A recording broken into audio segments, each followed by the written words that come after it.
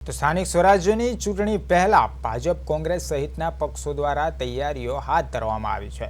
ત્યારે આજે વડગામ ખાતે કોંગ્રેસ દ્વારા જન વિશ્વાસ સંમેલન યોજાયું હતું, જેમાં કોંગ્રેસના અમિત ચાવડા હાજર રહ્યા હતા।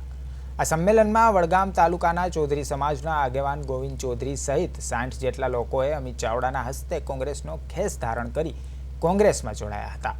આ સંમેલનમાં હાજર અમિત ચાવડાએ કહ્યું હતું કે સ્થાનિક સ્વરાજ્યની ચૂંટણી જાહેર થવામાં હવે ગણતરીના કલાકો છે, ત્યારે આજે વડગામથી કોંગ્રેસ દ્વારા સ્થાનિક સ્વરાજ્યની ચૂંટણીનું રણસિંગું ફૂંકાઈ ગયું છે। લોકો પરિવર્તન ઈચ્છી રહ્યા છે અને આ વડગામથી પરિવર્તનની શરૂઆત થશે।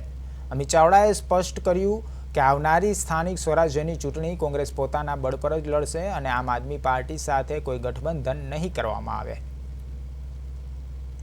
માનનીય શ્રી ગુલાબસિંહજીએ કહ્યું એમ વડગામ તાલુકો એટલે આઝાદી પછી બનાસકાંઠાનો રાજકીય ઇતિહાસ લખનારો તાલુકો હતો અને એ તાલુકાની અંદર એક રાજકીય કુટુંબની અંદર મારો જન્મ થયેલો છે, એટલે કોંગ્રેસ તો મારા ખૂનમાં પહેલેથી જ લખાયેલી હતી અને હતી, પણ સંજોગ બન્યા 1991માં નોકરી લાગી અને 1993 થી કોંગ્રેસ ગઈ તે ટોટલ બીજેપીના શાસનની અંદર મારે નોકરી કરવાની આવી અને મેં નોકરી સફળતાપૂર્વક પૂરી કરી।